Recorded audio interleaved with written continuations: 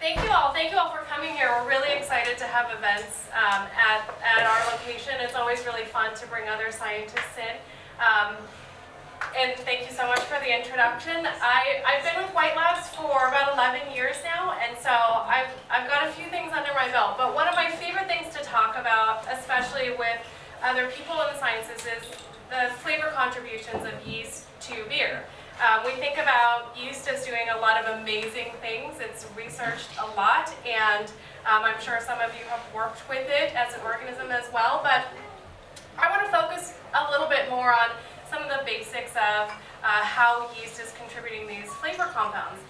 Some of you have beer right now, and if you haven't been to the tasting room before, we do a lot of this kind of strain differentiation with the same base medium. Our wort is one batch, and then it's just fermented with different yeast strains, because we want to give everyone that experience, what we see every day in terms of the different strains that we house and all they do in a beer. It can really make or break a beer. So to start out with, we're working with a couple of different species of yeast here, and they're very, very similar. They're typical ale yeast, which is what most U.S. breweries are using and making, are the Saccharomyces cerevisiae strains. That's probably what you're drinking now. Those are the original brewer's yeast. It's also the same species that's used in bread making, distilling. So it's very versatile, ferments very well. It ferments at room temperature, which is why it was developed first, because it was easy to maintain. And there's such a huge variety of ale strains. And some of that comes because it has been brought up in room temperature conditions. It's really been selected for, and those mutations have kind of happened a little bit faster over time. The lager yeast is what we would call Saccharomyces pastorianus. This has gone through a number of changes over the years in terms of what it's being called, but this is the accepted name now. And this was developed in Germany hundreds of years ago because they had such cold conditions. So these strains were sort of developed because they were able to ferment and withstand those kinds of cold conditions, whereas in most of the world there was no temperature control and it was very warm.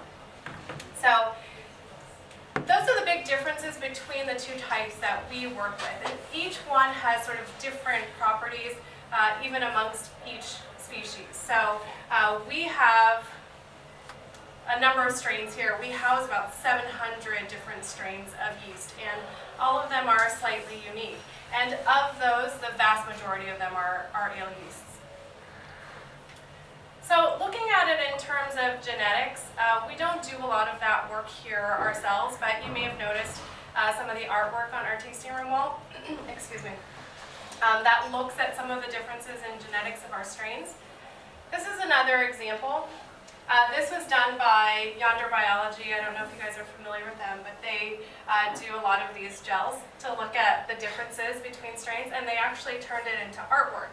And naturally, we were very drawn to what they were doing as we were kind of mapping out this space.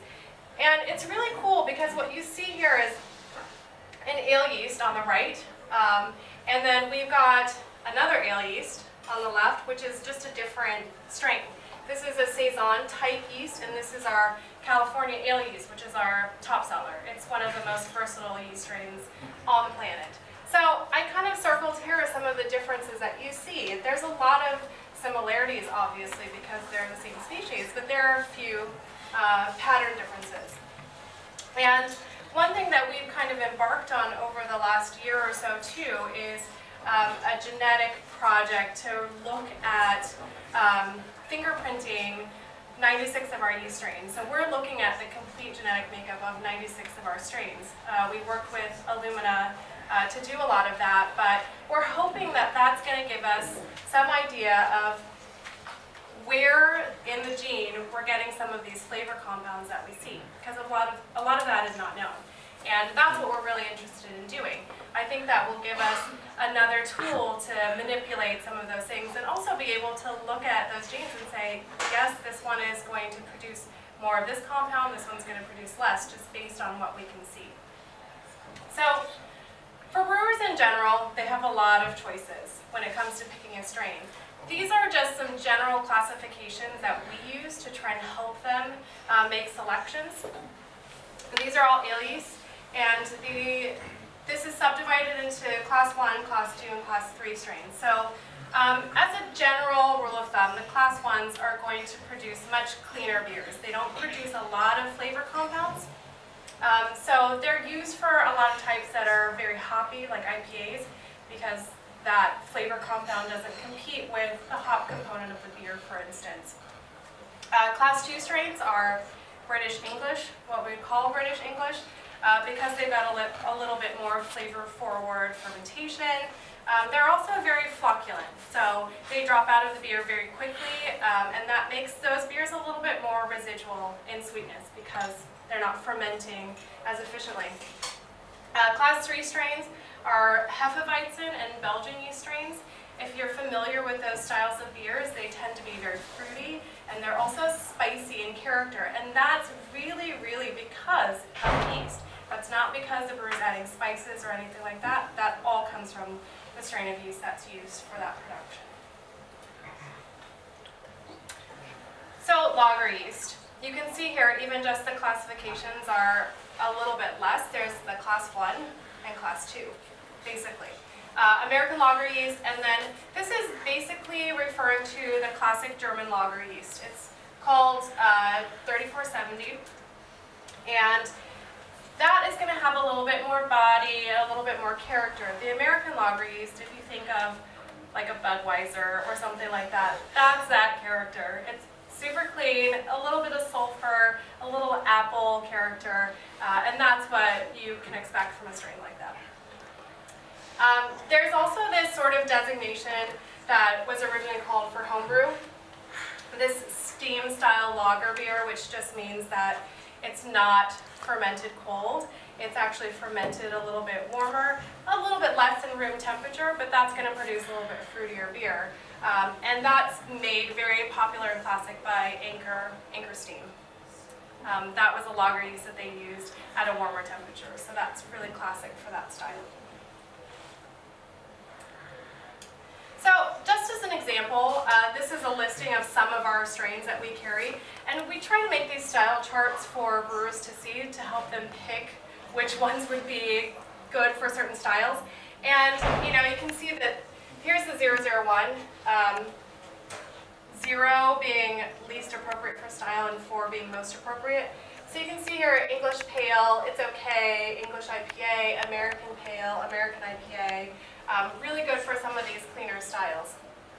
And then it kind of goes down the line. But this is something that we put together based on fermentation properties and also looking at the sensory characteristics so that we can help make recommendations to people who look at this entire catalog of strains and have no idea what to choose because it can be very complex.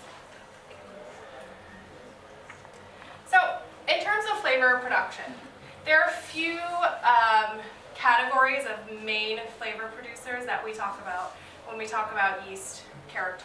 And these are ester compounds, higher alcohols, and the ester compounds, there's a few others as well, but ester compounds are the ones that are giving those fruity characters, right? It's mostly what you'll find in beer is isoamyl acetate and methyl acetate. Those are the two most predominant ester compounds that will be produced by yeast. And that all comes from just secondary metabolites throughout the glycolysis process. And this is more common, both of these are more common in ale yeast, again, because of those warmer temperatures. And they may also, just because of their genome, have the ability to produce more. We don't know that yet, but we're hoping to find out that information. And if you think about flavor threshold as far as at what level do these compounds have to be produced before we can taste them? For esters, it's about 40, 50 parts per million.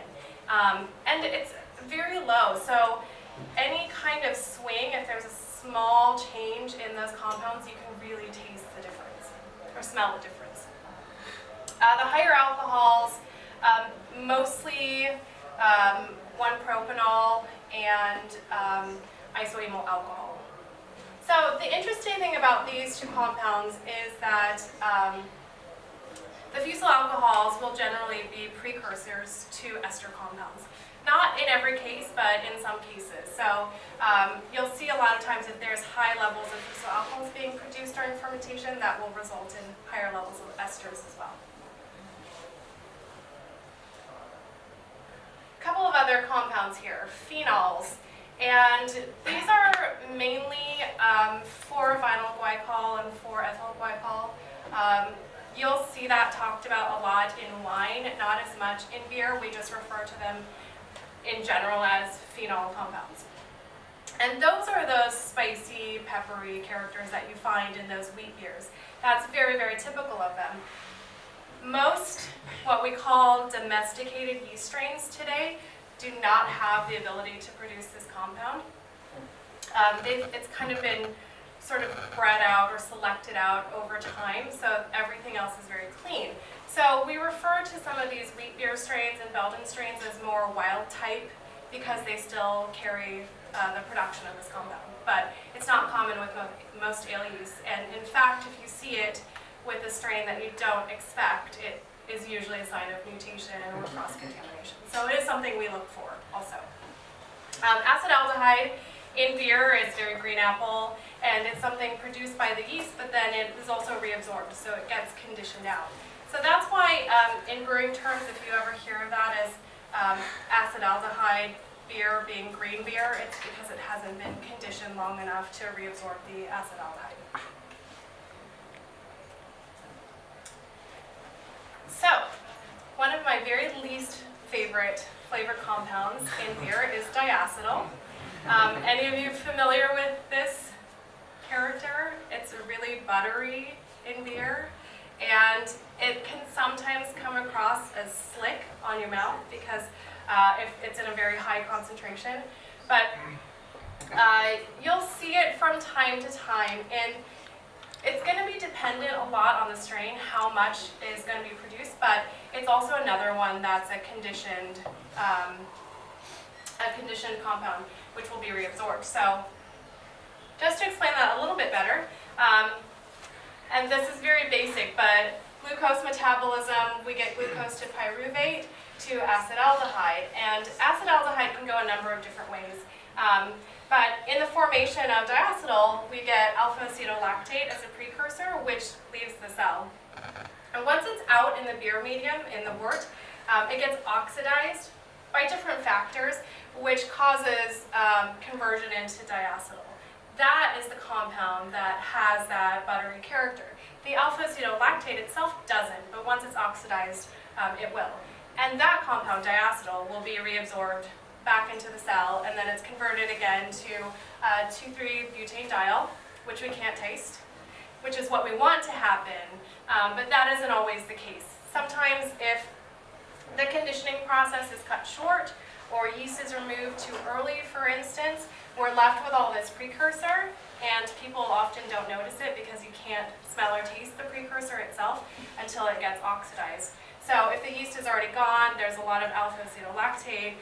Over time, that conversion will eventually happen, and then you'll get these diacetyl bombs. So we always advise brewers to be careful of that and to check for it. You can actually force the alpha-acetolactate just by heat into diacetyl, so it gives you a better indication of whether or not it's present. So in talking a lot about strains, there's also a lot of conditions that will affect the yeast. And I'm going to go through this fairly quickly because I'm running out of time. So there are many conditions that brewers can control that will affect whether or not some of these compounds are produced at high levels or low levels. So that's a way to control how those flavors are going to come across in that final beer. It's another measure of control besides selecting the appropriate strain. So temperature is one thing.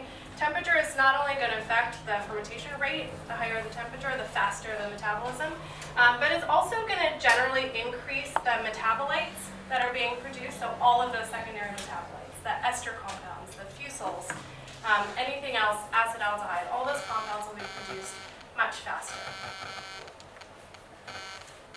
Lower temperature decreases, if that makes sense. And this is just a little study I did on some of those compounds in looking at their production at different fermentation temperatures, 68 and 75 degrees.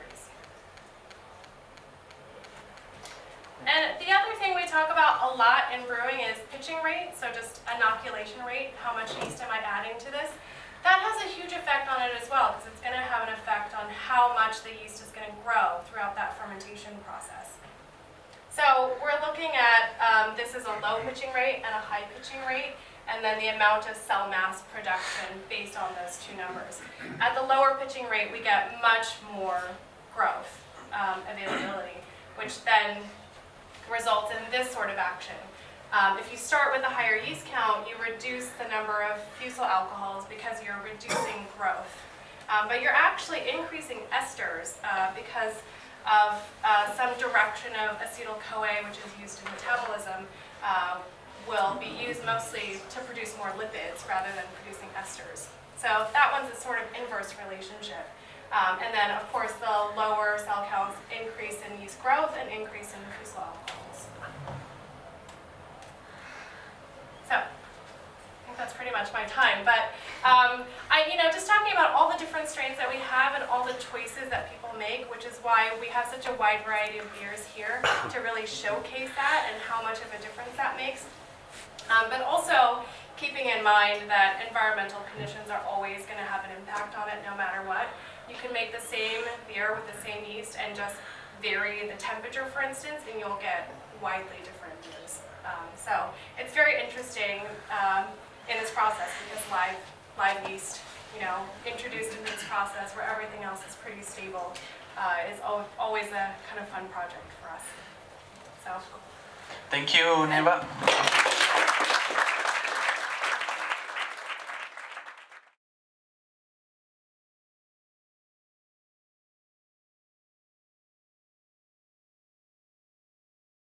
Hey.